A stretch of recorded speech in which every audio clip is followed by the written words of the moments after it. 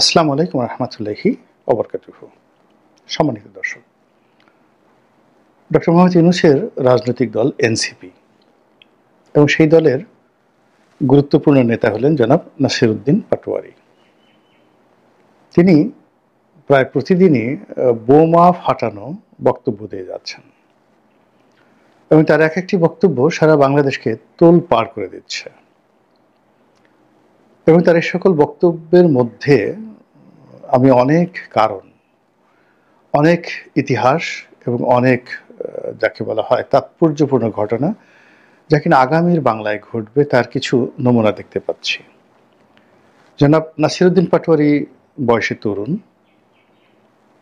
এবং অন্য সবাই যারা প্রবীণ রাজনীতিবিদ তাদের মধ্যে যে ধরনের একটা কূটনীতি থাকে, ছলচাতুরি থাকে, তারপরে নানা রকম কৌশল থাকে, এই জিনিসগুলো এখনো নাসির উদ্দিন পাটোয়ারি বা তার যারা সহকর্মী রয়েছেন তাদেরকে স্পর্শ করেনি। ফলে তিনি যা শুনেন, যা বোঝেন, অথবা তাকে যদি কেউ কোনো কথা বলতে বলে তার ঊর্ধ্বতন কর্তৃপক্ষ, তিনি সেটা অকপটে বলে ফেলেন। ফলে তার কোনো কথাই গুরুত্বহীন নয়। এর কারণ হলো এই কথাগুলো তিনি যদি বলে থাকেন তাহলে হি ইজ অথরাইজড, তাকে এই কথাগুলো বলতে বলা হয়েছে। আর যেভাবে তিনি যে বক্তব্যগুলো দিয়ে যাচ্ছেন সেই বক্তব্যগুলো দেওয়ার রেকর্ড বাংলাদেশে কারোর নেই। ফলে তার এই বক্তব্য দেওয়ার জন্য যদি পেছনে ইনফ্লুয়েন্স না থাকে, অ্যাডভাইস না থাকে, পরামর্শ না থাকে এবং এই ধরনের কথাবার্তা বলার ক্ষেত্রে যদি তাকে প্রমোট করা না হয়, তিনি কখনো এই কথা বলতেন না। যেমন আমি তিনটি ঘটনা বলি। প্রথম ঘটনা হলো তিনি একটি টেলিভিশন টক শোতে বললেন যে বিএনপি 50 থেকে 100টি সিট পেতে পারে। আচ্ছা, আপনাদের কি মনে আছে যে আওয়ামী লীগ জমানাতে একটি বক্তব্য বেশ ভাইরাল হয়েছিল জনাব সজীব ওয়াজেদ জয়ের ব্যাপারে। 2018 সনের নির্বাচনের আগে তিনি বলেছিলেন যে আমার কাছে তথ্য আছে আওয়ামী লীগ আবার ক্ষমতায় আসছে। তো মূলত জনাব সজীব ওয়াজেদ জয়ের এই বক্তব্যটির কারণে সারা বাংলাদেশে তোলপাড় হয়েছিল, ঠাট্টা মশকরা নানা রকম ট্রল হয়েছিল এবং তাকে সবাই তথ্য বাবা উপাধি দিয়েছিলেন।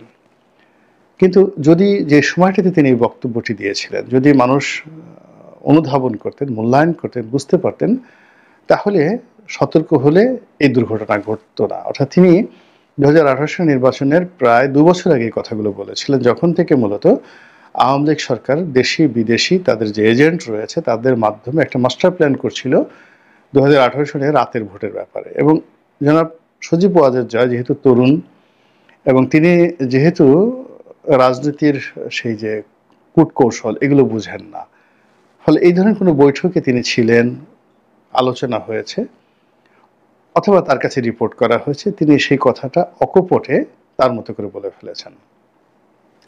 যেমন ধরুন 2018 সনের যে নির্বাচন, সেই নির্বাচনটা একটা সাধারণ নির্বাচন হবে, এই জন্য পুলিশের একটা ব্যাপক প্রস্তুতি ছিল এবং আমাকে সেই 2018 সনের 3-4 বছর আগে পুলিশের একজন এএসপি আমাদের গ্রামের, তিনি আসলেন, বয়সে আমাদের চেয়ে বড় এবং আমাদের স্কুলে কিছুদিন শিক্ষকতা করিয়েছেন। তিনি আমাকে বললেন যে ভাই তোমাকে একটা কথা বলি, ভুলেও তুমি নির্বাচনের ব্যাপারে বিএনপিতে যেও না বা স্বতন্ত্র ইলেকশন করার চেষ্টা করো না, এই প্ল্যান। তো এটা তো আমাকে 3 বছর আগে 2018 3 বছর আগে বলেছেন। তার 1 বছর পরে যাকে বলা হয় জনাব সজীব ওয়াজেদ জয় বলেছেন। আর 2 বছর পরে গিয়ে অর্থাৎ 18 সনে গিয়ে আমি বিএনপিতে যোগদান করে জীবনের যে শিক্ষা পেয়েছি, এই শিক্ষা আমি কিয়ামত পর্যন্ত ভুলতে পারবো না। আমি আল্লাহর কাছে বলেছি যে আল্লাহ শুধু জানটা নিয়ে এখানে আমাকে একটু বাঁচাও, ইলেকশনের নাম আর রাজনীতির নাম জীবনে আনবো না। কেঁদে কেটে বলেছি 2018 সনের নির্বাচনের সেই মাঠে। কিন্তু যদি আজকের মতো আমার বোধ থাকতো, বুদ্ধি থাকতো, তাহলে আমি ওই যে আমার যে পুলিশের বড় ভাই, আমার স্কুলের বড় ভাই, তার কথা শুনতাম। সজীব ওয়াজেদ জয়ের এই বক্তব্যকে উল্টিয়ে পাল্টিয়ে আমি মন্তব্য বোঝার চেষ্টা করতাম এবং সে অনুযায়ী প্রস্তুতি নিলে আমার জীবনে 2018 সনের দুর্ভোগ দুর্দশা হতো না, যেটা আমার বাড়ি গেছে, গাড়ি গেছে, ব্যবসায় গেছে, বাণিজ্য গেছে, যৌবন গেছে, সব কিছু তছনছ হয়ে গেছে 2018 সনের একটা নির্বাচনে। তো এখন এই যে নাসিরউদ্দিন পাটোয়ারি, তো যেহেতু তিনি একটা কিংস পার্টির বড় কর্তা, ফলে এই কিংস পার্টিকে আপনি চিন্তা করেন যে নাহিদ, তো নাহিদ মন্ত্রী ছিল, একেবারে ফুল মিনিস্টার ছিল। তো তাকে যখন বলা হলো তুমি একটা রাজনৈতিক দল গঠন করে এনসিপি এবং সেটার সভাপতি তুমি, সে নিঃসন্দেহে বুঝেছে যে সভাপতি হিসেবে তার যে ভবিষ্যৎ মন্ত্রীর ভবিষ্যতের চেয়ে বেশি।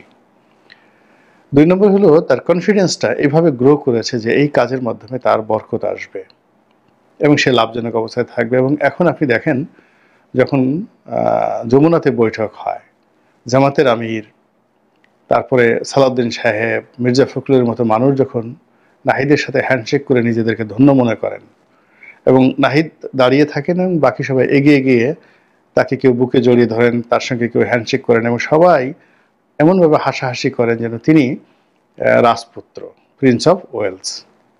তো এটা তো নাহিদ বুঝতে পারার পরেই, এই 1 বছর পরে যে ঘটনা হবে এটা জানার পরে, বুঝার পরে, অনেক আগে কনভিন্স হওয়ার পর তারপর নাহিদ এনসিপি গঠন করেছে। আদারওয়াইজ তো সে বলতো যে না ঠিক আছে, এটা ইন্টারিম গভর্নমেন্ট, যে কদিন আছি মন্ত্রী হিসেবে থেকে বাকি জীবন আরামায়েশে কাটিয়ে তারপর বিদেশে কোথাও চলে যাবে, এটা তো স্বাভাবিক। তো এখানে যে এসেছে সে নিশ্চিত না হয়ে আসেনি। একইভাবে এনসিপিতে অন্যান্য যে সকল কর্তা ব্যক্তি রয়েছে, সেটা ডাক্তার বলেন কিংবা ওই যে বিদেশ থেকে যে মেয়েটা আসছে ডাক্তার, তো তিনি, কিংবা এই নাসিরউদ্দিন পাটোয়ারি, তো তারা যদি একেবারে শতভাগ নিশ্চিত না হতেন তারা এখানে আসতেন না। তারা একটা নির্দিষ্ট গোল নিয়ে এসেছেন, ইতিহাস নিয়ে এসেছেন, ঐতিহ্য নিয়ে এসেছেন, আশ্বাস নিয়ে এসেছেন, সব মিলিয়ে তারা আসছেন। তো এক্ষেত্রে তাদের ইন্টারনালি অনেকগুলো আলাপ আলোচনা হয়। যেমন ধরেন গোপালগঞ্জে যে ঘটনাটা ঘটলো, এখন এই গোপালগঞ্জে যে ঘটনাটা ঘটবে এটার জন্য কি 2 মাস আগে থেকে আপনার কি মনে হয় তাদের একটা প্রস্তুতি ছিল না? এখানে তাদেরকে একটা অ্যাসুরেন্স ছিল না যে তোমরা ওখানে গেলে এই কথাগুলো বললে, এই কাণ্ডগুলো ঘটালে এরকম এরকম একটা পরিবেশ হবে এবং আমরা সেটা নিয়ন্ত্রণ করবো। এখন বাইরে যা কিছুই হচ্ছে এর পেছনে কিন্তু একটা ইতিহাস রয়েছে। তো কাজেই আগামীতে নির্বাচনটি কেমন হবে, সেই নির্বাচন কি 2024 সনের মতো একটা নির্বাচন হবে, নাকি 18-র মতো হবে, নাকি 14-র মতো হবে? সেখানে কি সিট ভাগাভাগি হবে? সেখানে কি ভোট একরকম হবে, রেজাল্ট শিট একরকম হবে, ঘোষণা আর একরকম হবে? এরকম জিনিসগুলো যেগুলো অতীতে হয়ে গেছে, এর মধ্যে নাকি ইউনিক কিছু একটা হবে? এগুলো নিয়ে তো নিঃসন্দেহে সরকারের যারা কর্তা ব্যক্তি তাদের মধ্যে আলাপ আলোচনা হয় এবং সেই আলাপ আলোচনায় কার কত সিট হলে ভালো হয়, একটা দুর্বল পার্লামেন্ট হয়, বা কিভাবে পিয়ার পদ্ধতি হয়, কিভাবে একটা দলকে নিয়ন্ত্রণ করা যায়, এই জিনিসগুলো নিয়ে তো খোলামেলা আলোচনা নিশ্চয়ই হয়। এবং এরকমই একটি আলোচনার যে বক্তব্য, হয়তো তিনি বলে ফেলেছেন যে বিএনপিকে 50 থেকে 100টা সিট এর বেশি বিএনপি পাবে না, মানে বিএনপিকে দেওয়া হবে না। আর এখন যে অবস্থা হয়ে গেছে, এখন তো 50 সিটের নিচে নেমে গেছে, 30 থেকে 35 সিটে চলে আসছে, যদি ওই রকম কোনো সাজানো নির্বাচনের মধ্যে বিএনপি পা দেয়। তো কাজেই নাসিরউদ্দিন পাটোয়ারি সেই যে বক্তব্যটি, এটি অনেকে ট্রল করেছেন যে এটা কি ধরনের কথা বলে, নির্বাচন হলে যেখানে 280 সিট বিএনপি পাবে, জামাত মাঠে দাঁড়াতে পারবে না, সেখানে 50টা সিটের কথা বলে। ইট মিনস মানে সেই ভদ্রলোক যারা নাসিরউদ্দিন পাটোয়ারি যে কথাগুলো বলেছেন, সেই বক্তব্যের প্রেক্ষাপট পিছনের দিকে আমরা চিন্তা করিনি। এখন তার দ্বিতীয় বক্তব্য আসেন, তিনি সালাউদ্দিন সাহেবকে নিয়ে গালাগালি করলেন। বিএনপির একেবারে তারেক রহমান সাহেবের দক্ষিণহস্ত, তারেক রহমান সাহেবের টিচার, মানে এখানে একটা সময় গিয়াসউদ্দিন আল মামুন, হারিস চৌধুরী, তারপরে শেষে এহসানুল হক মিলন, মানে হাওয়া ভবন কেন্দ্রিক যে 20 জনের একটা টিম ছিল, তো সেই টিমের যে সবচেয়ে পাওয়ারফুল লোকটি ছিলেন জনাব তারেক রহমান সাহেব। এখন হাওয়া ভবন নেই, কিন্তু তারেক রহমান সাহেবকে বাংলাদেশে রিপ্রেজেন্ট করার ক্ষেত্রে যে টোটাল একটা চাঙ্ক রয়েছে, একটা গ্রুপ রয়েছে, এই গ্রুপের সবচেয়ে প্রধান ব্যক্তি হলেন জনাব সালাউদ্দিন সাহেব। তো সেই সালাউদ্দিন সাহেবকে নিয়ে তার জন্মভূমি, তার নির্বাচনী এলাকা, তার যাকে বলে ক্ষমতার কেন্দ্র, সেই কক্সবাজারে গিয়ে তিনি অকথ্য ভাষায় গালাগালি দিয়ে আসলেন, অকথ্য ভাষায় তাকে অভিযুক্ত করলেন, তাকে মাফিয়া বললেন, ডন বললেন, ভারতের এজেন্ট বললেন, তাকে যাকে বলা হয় এই চিংড়ি ঘের দখলকারী বললেন, আরও অনেক কিছু। আপনার কি মনে হয় জনাব নাসিরউদ্দিন পাটোয়ারি না বুঝেই কথাগুলো বলেছেন, বা তাকে এই কথাগুলো বলার পর যে প্রতিক্রিয়া তৈরি হবে সেই প্রতিক্রিয়া থেকে তাকে বাঁচানোর জন্য রাষ্ট্রের পক্ষ থেকে কোনো গ্যারান্টি না থাকলে তিনি এই কথা বলবেন, আপনার কাছে কি মনে হয়? তার নাক দিয়ে কি এখনো দুধ গলে? I do not think so. ফলে তিনি যেটা বলেছেন সালাউদ্দিন সাহেব সম্পর্কে, এখন এই কথাগুলি জামাতের বিভিন্ন পেজ থেকে, তারপরে জামাতের বিভিন্ন মহল থেকে সালাউদ্দিন সাহেবের বিরুদ্ধে যে বক্তব্য দেওয়া হচ্ছে এবং তাকে যেভাবে কালার্ড করা হচ্ছে, কলঙ্কিত করা হচ্ছে, এই ভদ্রলোকের রাজনীতি সামনে দাঁড়াবে মান মর্যাদা নিয়ে এবং তিনি সামনে ভালো কিছু করবেন সেটা মোটামুটি শেষ হয়ে গেছে।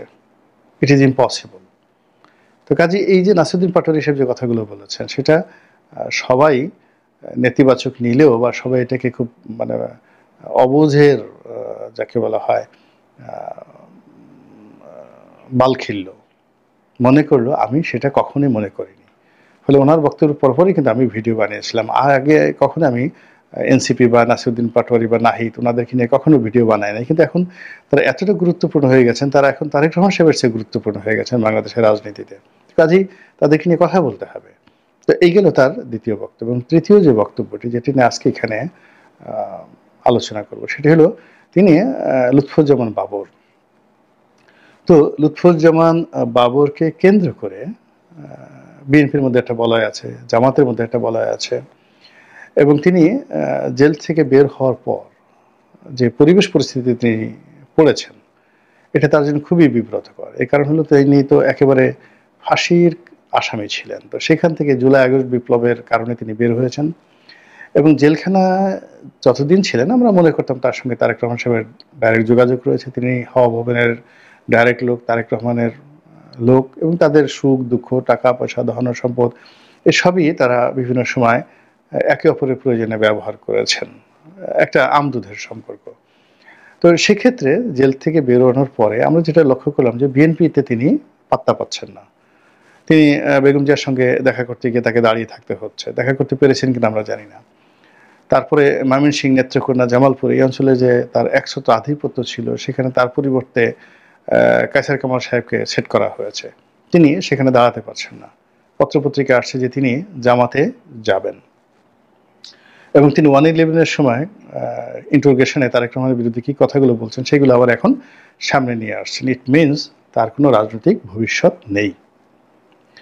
২ নম্বর হলো যে বিএনপিতে তার যে অবস্থান নেই, তিনি চেষ্টা করছেন বিএনপির সঙ্গে লেগে থাকার, কিন্তু তারেক রহমান সাহেব তাকে এখন খরচের খাতায় ফেলে দিয়েছেন। এটা হলো রিয়ালিটি। তো সেক্ষেত্রে তাকে নিয়ে নাসিরউদ্দিন পাটোয়ারি এই কথা বললেন কেন? এখানে কয়েকটি কারণ। প্রথম কারণ হলো যে তিনি এখন বিএনপির রাজনীতিতে অগুরুত্বপূর্ণ। জামাতে নেওয়ার কথাবার্তা হচ্ছে, যাওয়ার কথাবার্তা হচ্ছে, কিন্তু জামাত তাকে নেবে কিনা বা তিনি আসবেন কিনা সেটা বড় কথা নয়। মূল ব্যাপার হলো তিনি তার নির্বাচনী এলাকায় অসম্ভব জনপ্রিয়। শুধু তার নির্বাচনী এলাকা না, পুরো নেত্রকোনার তে তার জনপ্রিয়তা রয়েছে, জামালপুরে তার জনপ্রিয়তা রয়েছে, ময়মনসিংহের একটি অংশে তার জনপ্রিয়তা রয়েছে। তো এই যে জনপ্রিয়তা তার যে আছে এটাকে আঘাত করাটা এখন যাকে বলা হয় এনসিপির একটা দায়িত্ব এবং কর্তব্যের মধ্যে পড়েছে। এর অনেক রাজনৈতিক হিসাব রয়েছে, সমীকরণ রয়েছে, আমি ওদিকে যাব না।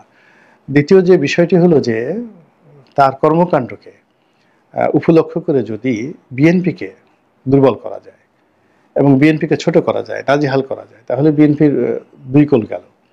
প্রথমত হলো যে ভয়, যে কারণে তারা এখন জনাব লুৎফুজ্জামান বাবরকে দূরে রাখছেন, ঠিক সেই কারণটি এখন সামনে নিয়ে আসছে। বিএনপির জামানাতে যে কাজগুলো খুব যাকে বলা হয় চারিদিকে বদনাম ছড়িয়েছিল, তার এর মধ্যে ১ নম্বর হাওয়া ভবন, ২ নম্বরে খাম্বা, ৩ নম্বরে হলো সেই ২১ আগস্টের গ্রেনেড হামলা, আর ৪ নম্বর হলো এই ১০ ট্রাক অস্ত্র মামলা।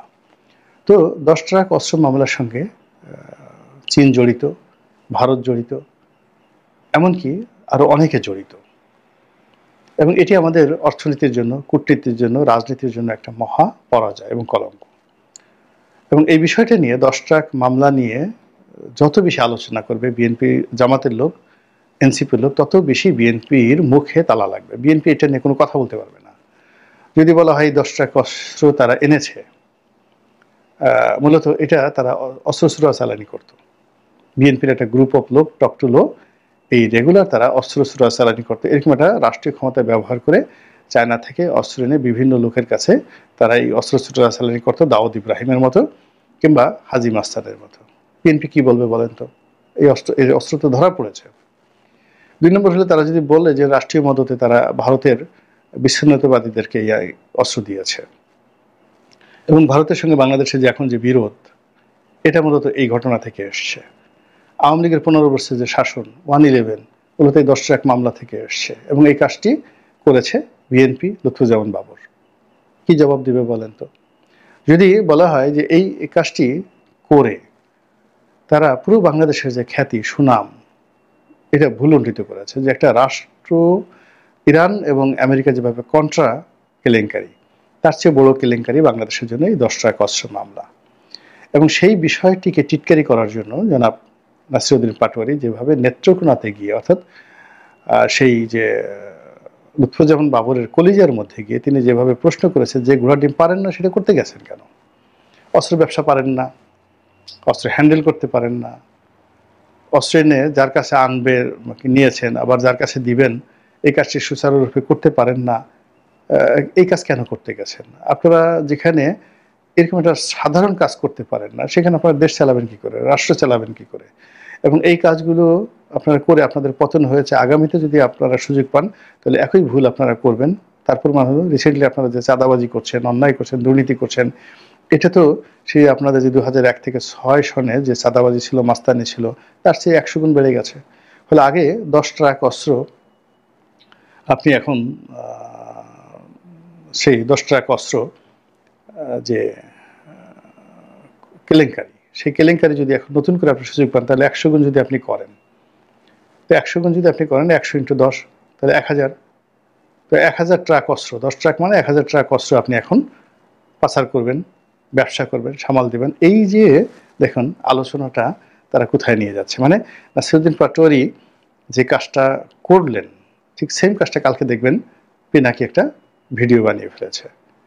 তারপরে জামাতের বিভিন্ন যাকে বলা হয় পেজ থেকে এই অস্ত্রে কত কমিশন আসছে, তারপরে এই অস্ত্র কোন কোম্পানির মাধ্যমে হয়েছে, এসব ন্যারেটিভগুলো তৈরি করে তথ্যপ্রস্ত, মানে সেটা সত্য হোক মিথ্যা হোক তৈরি করে কার পকেটে কত টাকা গেছে, কি হয়েছে ইত্যাদি সব মিলে বিরাট একটা কাব্য এমনভাবে তুলে ধরা হবে, মনে হবে যে এই অস্ত্র বেচার টাকা দিয়েই ওই উনি মানে